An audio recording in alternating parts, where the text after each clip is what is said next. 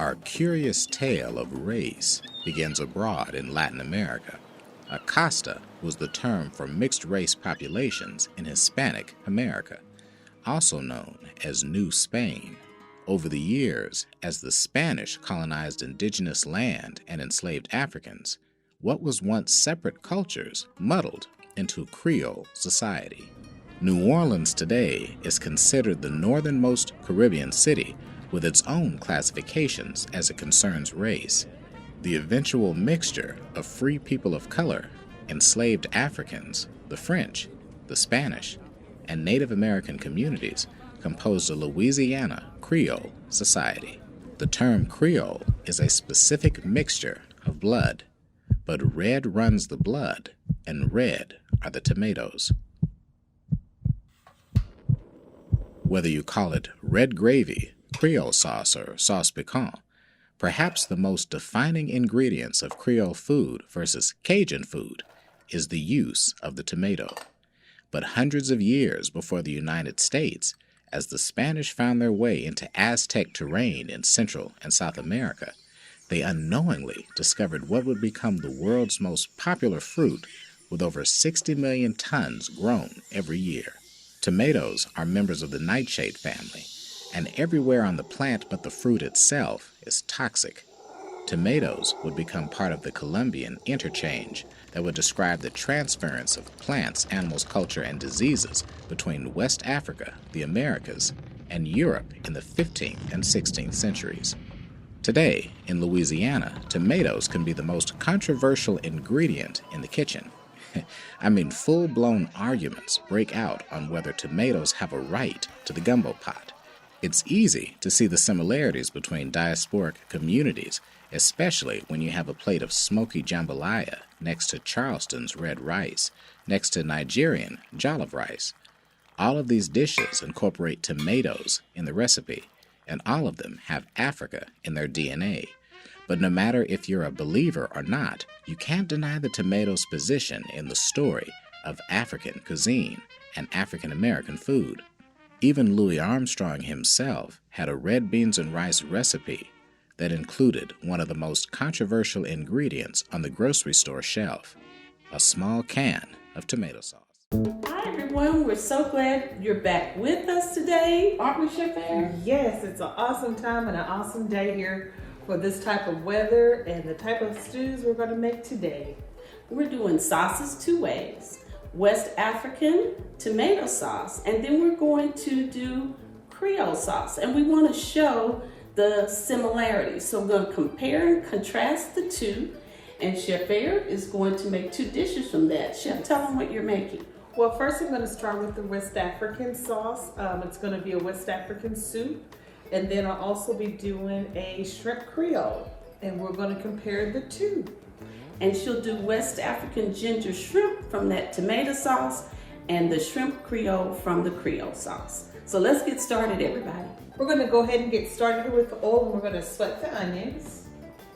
And we only need just a little bit, just enough to kind of coat the skillet. Mm-hmm. And I see today that we are using cast iron. Absolutely. And that is something that Miss Sherry loves with cast iron cooking. All right, so let's put some onions in here. Add those tomatoes, and these here are canned stewed tomatoes is what we started with. You can get those for me, Chef Sherry. And then we just have some regular petite diced tomatoes. I'm going to add just a little bit of liquid. And you can either use oil or you can actually use your chicken or vegetable stock, whichever you prefer. I like just a little oil because it kind of makes it just a little bit smoother. Yes, and the research that we did, West Africa uses the palm oil, but we're using vegetable oil today. All right, so once we get through, it'll look like this. You can either use one of the emulsifiers to do so. I've also used this with a food processor, a blender, and you can also use a potato masher. So you put a little elbow grease to it, you can get the same effect if you don't have any of those tools in your home, okay? All right, next what we're gonna do is we're gonna take the small can of tomato paste here that we add, and we're just gonna take that and add it to the liquid and the onions that we started. All right, Chef Bear, that West African tomato stew is smelling pretty good. Yes, it is. So share with our guests what our next sauce consists of. Our next sauce are our roots. It is a Creole sauce, and with me being Haitian Creole, this brings back a lot of memories with all these flavors and aromas. Absolutely, and with my Louisiana Creole roots, we definitely identify. Yes, we do. The things here that we have today, some of the ingredients we're going to start with the Trinity. It's pretty much a well-known coin phrase that we started out with the Creole roots. And basically what it is, it's onions, bell pepper, and celery. So we have all those ingredients here to get started. We also have a bit of, we did some red and green pepper to kind of give it some color and contrast. Just a little pop. And then we have some tomato paste. We have some diced stewed tomatoes and a little bit of ginger here, as you can see. And we also have parsley. And we started a wonderful roux here. Yes. And that's a pretty brown roux, if I should say so myself, Chef Sherry. All right, the heart of the Creole sauce, La Reina. The next thing we also have is a little bit of Worcestershire sauce. Of course, your preference. And whatever type of hot sauce, Tabasco sauce, whatever you use to bring heat to your meal, that's what'll go good for you. Okay? Well, Chef, you've outdone yourself. Yes. And she has a fragrant Creole sauce going. I think we have some competition with the West African. So what we're gonna do is add a bit of thyme here. And basically with the thyme, all you're just gonna do is just strip off your leaves of Sous, and it smells wonderful. And thyme is pretty much a staple that we use in Creole cooking.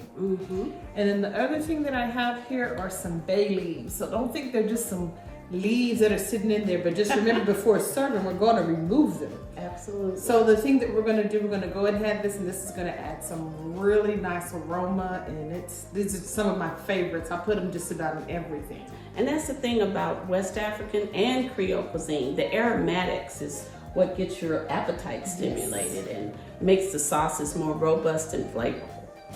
Well, Chef, now we're ready to do our 2 dishes, and Chef Eric is going to create the West African ginger shrimp using the tomato stew, and then she's going to create the shrimp Creole using the Creole sauce. All right, and what we have here is some medium Gulf shrimp, peeled into veins. You can either do them yourself or you can also purchase them like this.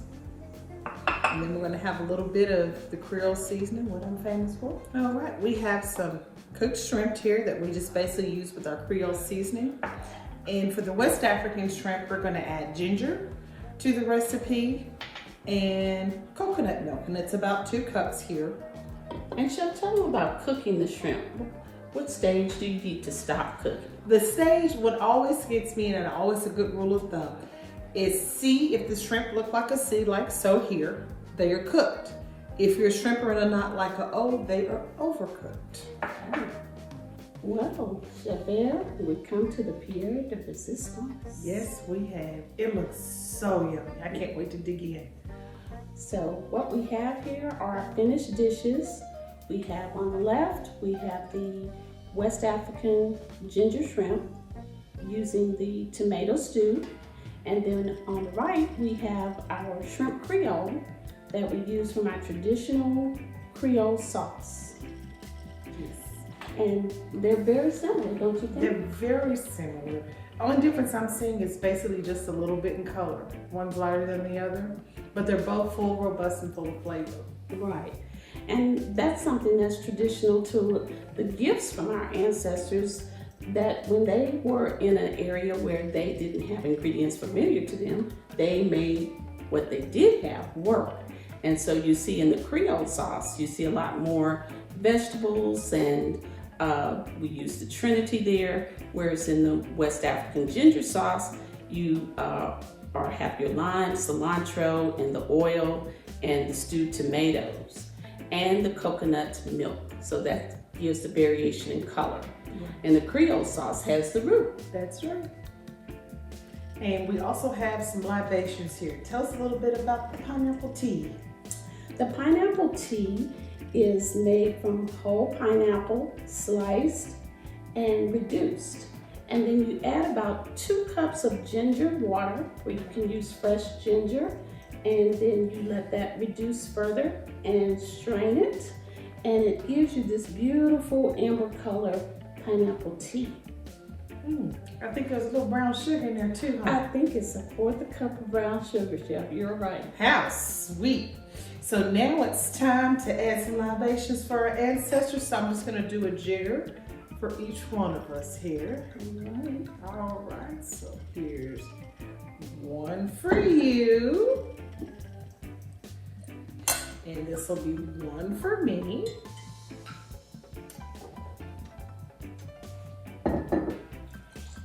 Oh, it smells wonderful. And this is dark rum that we're using. Preferably the rum of your choice works just fine. Then we'll just add a little bit of garnish, and all we did, we took the tops of our pineapple and used the palms here. And because we had a gold star day, we're gonna use some gold stars. All right.